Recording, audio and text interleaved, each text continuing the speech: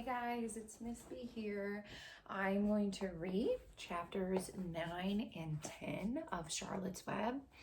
Just to let you know, this might be a little bit longer than my normal videos, but feel free if you don't want to sit and listen to the whole thing at once. You can break it up between chapters and watch it at different times. Okay, so the last thing that happened was that Wilbur had found out that he possibly is going to die because Mr. and Mrs. Zuckerman might kill him to make him into ham and bacon for Christmas time. And Charlotte promised that she would try and save him. And then also Fern went home and told her parents about all the talking she's been doing with the animals, and they were a little bit concerned. All right, we are on to chapter 9, and it's called Wilbur's Boast. A spider's web is stronger than it looks. Although it is made of thin, delicate strands, the web is not easily broken. However, a web gets torn every day by the insects that kick around in it, and a spider must rebuild it when it gets full of holes. Charlotte liked to do her weaving during the late afternoon, and Fern liked to sit nearby and watch. One afternoon, she heard the most interesting conversation and witnessed a strange event. "You have awfully hairy legs, Charlotte," said Wilbur, as the spider busily worked at her task. "Oh, well, my legs are hairy for a good reason," replied Charlotte. "Furthermore, each leg of mine has 7 sections." I might not say these words right. "The coxa, the trochanter, the femur, the patella, the tibia, the metatarsus, and the tarsus." Wilbur sat bolt upright. "You're kidding," he said. "No, I'm not either." "Say those names again. I didn't catch them the first time." "Coxa, trochanter, femur, patella, tibia, metatarsus, and tarsus." "Goodness," said Wilbur, looking down at his own chubby legs. "I don't think my legs have 7 sections." "Well," said Charlotte, "you and I lead different lives. You don't have to spin a web. That takes real leg work." "Oh, I think I could spin a web if I tried," said Wilbur, boasting. "I've never tried." Okay, I want you to predict. Do you think Wilbur can spin a web? If he said no, I agree with you. I think that Charlotte's body is meant to spin webs, but Wilbur's body is not. "Well then, let's see you do it," said Charlotte. Fern chuckled softly, and her eyes grew wide with love for her pig. "Okay," replied Wilbur. "You coach me and I'll spin one." "It must be a lot of fun to spin a web. Where do I start?" "Take a deep breath," said Charlotte, smiling. Do you think Charlotte knows that he can't do it? If you said yes, I agree with you. Wilbur breathed deeply. "Okay, now climb to the highest place you can get to, like this." Charlotte raced up to the top of the doorway. Wilbur scrambled to the top of the manure pile. "Very good," said Charlotte. "And now make an attachment with your spinnerets, hurl yourself into space, and let out a drag line as you go down." So basically she's telling him to, eject that like sticky web stuff that you see spiders making webs with. And he doesn't have that. Wilbur hesitated a moment. Then he jumped out into the air.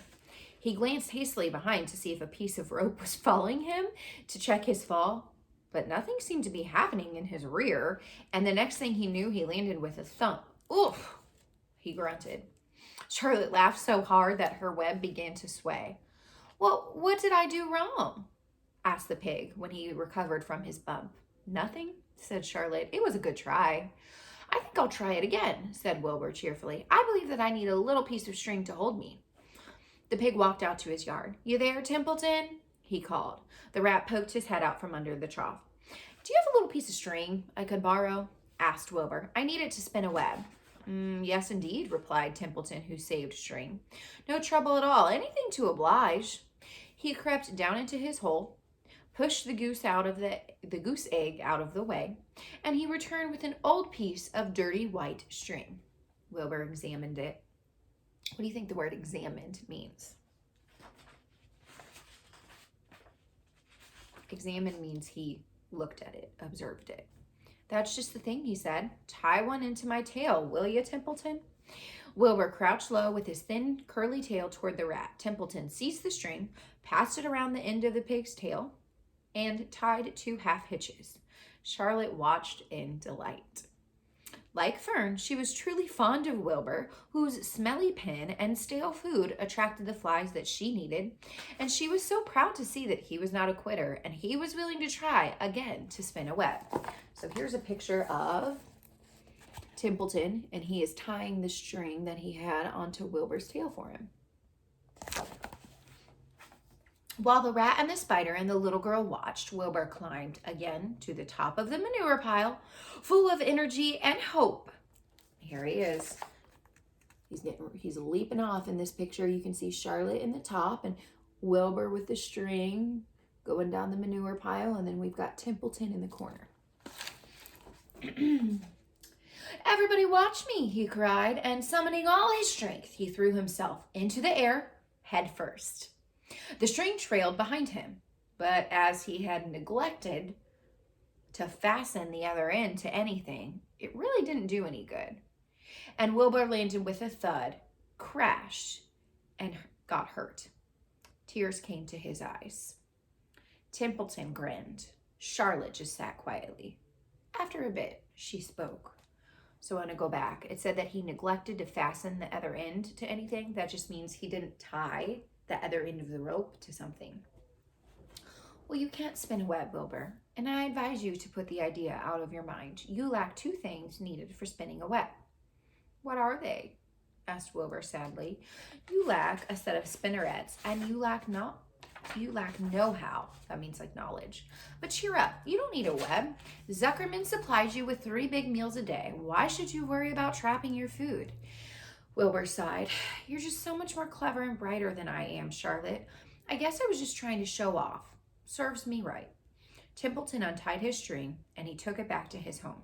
Charlotte returned to her weaving. "You needn't feel too badly, Wilbur," she said. "Not many creatures can spin webs. Even men aren't good at it as spiders, although they think they're pretty good and they'll try anything. Have you ever heard of the Queensboro Bridge?" Wilbur shook his head. "Is that a web?" "Sort of," replied Charlotte, "but do you know how long it took men to build it? 8 whole years. And my goodness, I would have starved to death waiting that long. I can make a web in a single evening." "What do people catch in the Queensboro Bridge? Bugs?" asked Wilbur. "Oh no," said Charlotte. "They don't catch anything. They just keep trotting back and forth across the bridge, thinking there's something better on the other side. If they'd hang head down at the top of the thing and wait quietly, maybe something good would come along. But no, with men it's rush, rush, rush every minute. I'm just glad I'm a spider. I'm glad I'm a sedentary spider." "What does sedentary mean?" asked Wilbur. "It means that I sit still for a good part of the time and I don't go wandering all over creation. I know a good thing when I see it, and my web is a good thing. I stay put and I just wait for what comes to me. It gives me a chance to think." "Well, I'm sort of sedentary myself, I guess," said the pig. "I have to hang around here whether I want to or not. You know where I'd really like to be this evening?" That kind of sounds like us right now, right? Because of quarantine, we all kind of have to be sedentary. "Where?"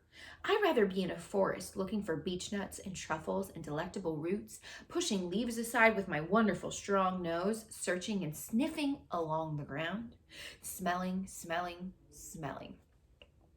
"You smell just the way you are," remarked a lamb who had just walked in. "I can smell you from here. You're the smelliest creature in this place." Wilbur hung his head. His eyes grew wet with tears. Charlotte noticed his embarrassment, and she spoke sharply to the lamb. "You leave Wilbur alone," she said. "He has a perfect right to smell, considering his surroundings, and you're no bundle of sweet peas yourself. Furthermore, you are interrupting a very pleasant conversation."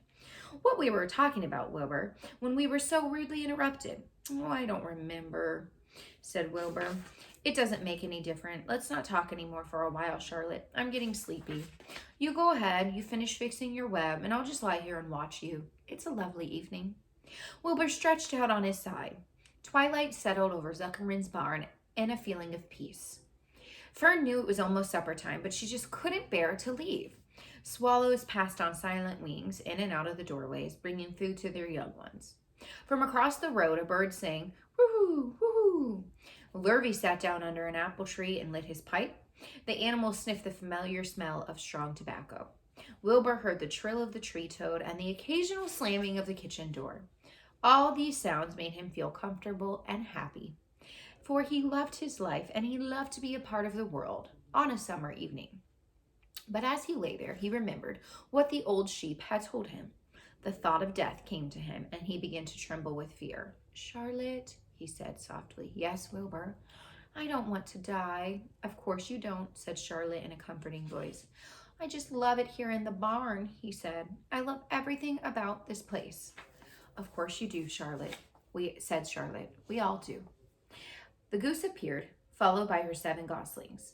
They thrust their little necks out and kept up a musical whistling like a tiny troop of pipers. Wilbur listened to the sound with love in his heart. "Charlotte," he said again. "Yes," said the spider. "Were you serious when you promised you would keep them from killing me?" "I was never more serious in my life. I am not going to let you die, Wilbur." "Well, how are you going to save me?" asked Wilbur, whose curiosity was very strong on at this point. "Well," said Charlotte vaguely, "I don't really know, but I am working on a plan." "That's wonderful," said Wilbur. "How is the plan coming, Charlotte? Have you got very far with it? Is it coming along well?" Wilbur was trembling again, but Charlotte was so cool and collected. "Oh, it's coming all right," she said lightly. "The plan is still in its early stages and hasn't completely shaped up yet, but I am working on it." "When do you work on it?" begged Wilbur. "Well, when I'm hanging head down at the top of my web, that's when I do all my thinking, because that's when all the blood is in my head." "I'd be glad to help in any way I can." "Oh, I think I'll work it out alone," said Charlotte. "I can think better if I think alone." "Okay," said Wilbur, "but don't fail to let me know if there's anything I can do to help, no matter how slight." "Well," replied Charlotte, "you must try to build yourself up. I want you to get plenty of sleep and stop worrying. Never hurry, never worry. Chew your food thoroughly and eat every bit of it, except you must leave enough for Templeton. Gain weight and stay well. That's the way you can help. Keep fit and don't lose your nerve. Do you think you understand?" "Yeah, I understand," said Wilbur. "Go along to bed then, said Charlotte. "Sleep is important." He closed his eyes, and in another minute he spoke. "Charlotte." "Yes, Wilbur." "May I go out to my trough and see if I have any supper left over? I think I just left a tiny bit of mashed potato." "Very well," said Charlotte, "but then I want you in bed again without delay." Wilbur started to race out to his yard. "Slowly, slowly," said Charlotte. "Never hurry, never worry." Wilbur checked himself, and he crept slowly to his trough. He found a piece of potato. He chewed it carefully, swallowed it, and walked back to bed. He closed his eyes and was silent for a while. "Charlotte," he said in a whisper. "Yes." "May I get a drink of milk? I think there are a few drops left of my milk." "No, the trough is dry, and I want you to go to sleep. No more talking. Close your eyes and go to sleep." Wilbur shut his eyes. Fern got up from her stool and started for home, her mind full of everything she had seen and heard. "Good night, Charlotte," said Wilbur. "Good night, Wilbur." There was a pause. "Good night, Charlotte." "Good night, Wilbur." "Good night." Okay, I'm going to move on to chapter 10. If you want to stop for now, you can pause it and come back to chapter 10 at another time, or we can keep going. Chapter 10, An Explosion. Day after day, the spider waited, head down, for an idea to come to her. Hour by hour, she sat motionless, deep in thought. There she is, deep in thought. Having promised Wilbur that she would save his life, she was determined to keep her promise. Charlotte was naturally patient. She knew from experience that if she waited long enough, a fly would come to her web, and she felt sure that if she thought long enough about Wilbur's problem, an idea would come to her mind. Finally, one morning, towards the middle of July, the idea came. "Wow, how perfectly simple," she said to herself. So, what do you guys think? What do you think her plan could be? Let me think about it. Make some predictions.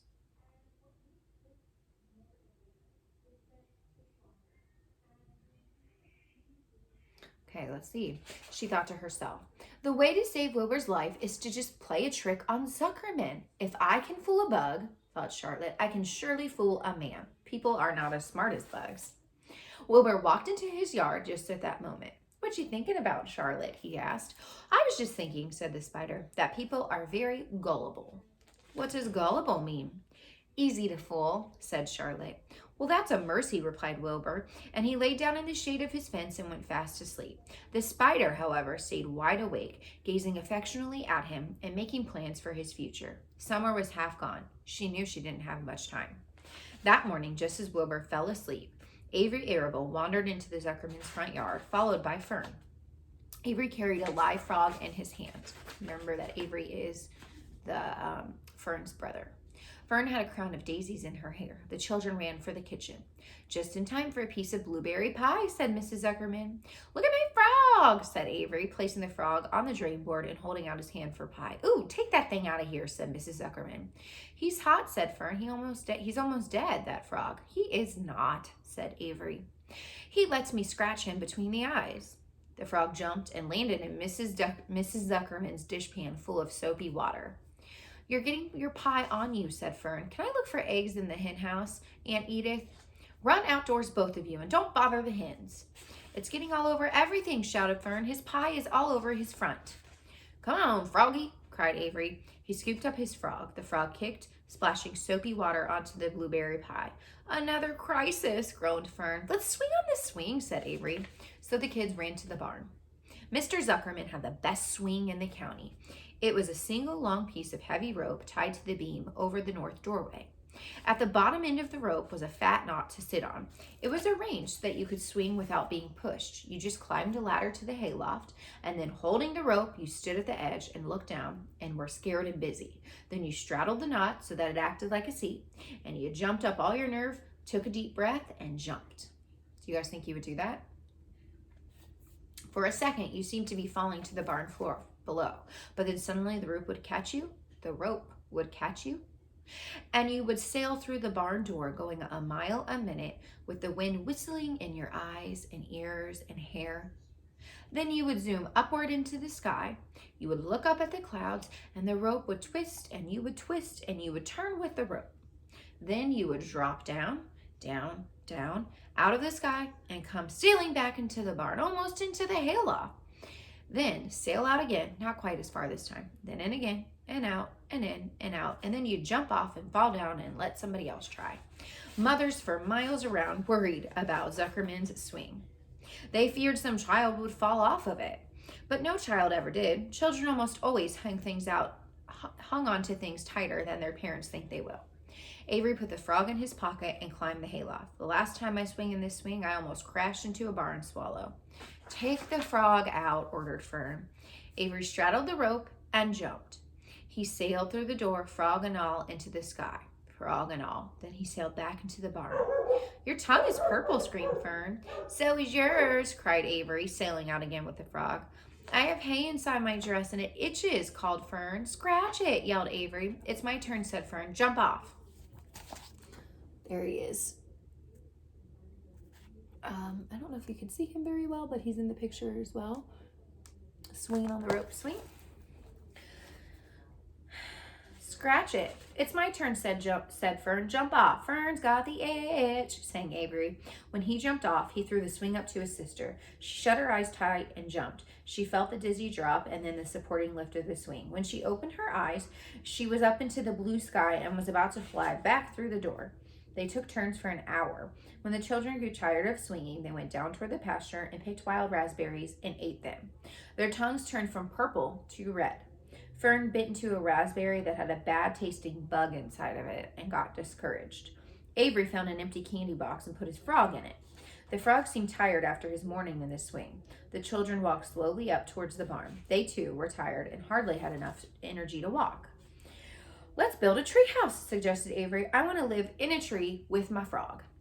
I'm going to visit Wilbur, Fern announced. They climbed the fence into the lane and walked lazily toward the pig pen. Wilbur heard them coming and got up. Avery noticed the spider web, and coming closer, he saw Charlotte. Hey, look at that big, huge spider, he said. It's tremendous. Leave it alone, commanded Fern. You've got a frog. Isn't that enough? Well, that's a fine spider, and I'm going to capture it, said Avery. Uh-oh, that's not good, because if he captures the spider, then that means she can't save Wilbur. He took the cover off his candy box, and then he picked up a stick. I'm going to knock that spider into my box, he said. Wilbur's heart almost stopped when he saw what was going on. This might be the end of Charlotte if the boy succeeded in catching her. You stop that, Avery, cried Fern. Avery put one leg over the fence of the pig pen, and he was just about to raise his stick to hit Charlotte when he lost his balance. He swayed and toppled and landed on the edge of Wilbur's trough. The trough tipped up and then came down with a slap. Uh-oh, the goose egg was right underneath. So what do you think that means? He had this big wooden pig pen, food thing, and he crashed into it and it fell, and there was a rotten egg underneath it. What do you think's gonna happen? Okay. The goose egg was right underneath, and there was a dull explosion as the egg broke, and then a horrible smell. Fern screamed. Avery jumped to his feet. The air was filled with terrible gases and smells from the rotten egg. Templeton, who had been resting in his home, scuttled away into the barn. Good night, screamed Avery. What a stink! Whew, let's get out of here. Fern was crying. She held her nose and ran toward the house. Avery ran after her, holding his nose. Charlotte felt greatly relieved to see him go. It had been a narrow escape. Later on that morning, the animals came up from the pasture. The sheep, the lambs, the gander, the goose, the 7 goslings. There were so many complaints about the awful smell, and Wilbur had to keep telling the story over and over again. It was that rotten goose egg that saved Charlotte's life, said Wilbur. The goose was proud of her share in the adventure. Well, I'm delighted that the egg never hatched, she gambled. Templeton, of course, was miserable over the loss of that beloved egg, but he couldn't resist boasting. It pays to save things, he said in his surly voice. A rat never knows when something is going to come in handy. I never throw anything away. Well, said one of the lambs, this whole business is all well and good for Charlotte, but what about the rest of us? This smell is unbearable. Who wants to live in a barn that is perfumed with rotten egg? Don't worry. You'll get used to it, said Templeton. He sat up and pulled wisely on his whiskers, then crept away to pay a visit to the dump. When Lurvy showed up at lunchtime carrying a pail of food for Wilbur, he stopped short a few paces from the pig pen. He sniffed the air and made a face. What in thunder, he said. Setting the pail down, he picked up the stick that Avery had dropped and pried the trough up. Oh, rats, he said. Phew! Might have known a rat would make a nest under there. How I hate a rat. And Lurvy dragged Wilbur's trough across the yard, kicked some dirt into the rat's nest, burying the broken egg and all of Templeton's other possessions. Then he picked up the pail. Wilbur stood in the trough, drooling with hunger. Lurvy poured. The slops ran creamily down around the pig's eyes and ears. Wilbur grunted. He gulped and sucked. It was a delicious meal. Wilbur ate heartily. He planned to leave half of a noodle and a few drops of milk for Templeton. Then he remembered that the rat had been useful in saving Charlotte's life and that Charlotte was trying to save his life. So she left a whole noodle instead of half. He left. Now that the broken egg was buried, the air cleared and the barn smelled okay again. The afternoon passed and the evening came. Shadows lengthened. The cool and kindly breath of evening entered through doors and windows. Astride her web, Charlotte sat moodily eating a horsefly and thinking about the future. After a while, she bestirred herself. She descended to the center of the web, and there she began to cut some of her lines. She worked slowly but steadily, while the others drowsed. It means they were like sleeping. None of the others, not even the goose, noticed that she was at work. What do you guys think she was at work doing? Deep in his soft bed, Wilbur snoozed. Over in their favorite corner, the goslings whistled a night song. Charlotte tore quite a section out of her web, leaving an open space in the middle. Then she started weaving something to take place of the threads that she had removed. So she left an outer circle, and then she had ripped out a bunch of the middle part. When Templeton got back from the dump around midnight, the spider was still at work. All right, that is the end. Okay, it's getting pretty good, you guys. I think that we're going to find out soon what she does to save Wilbur. I hope that you enjoyed that, and we'll see you next time. Bye, guys.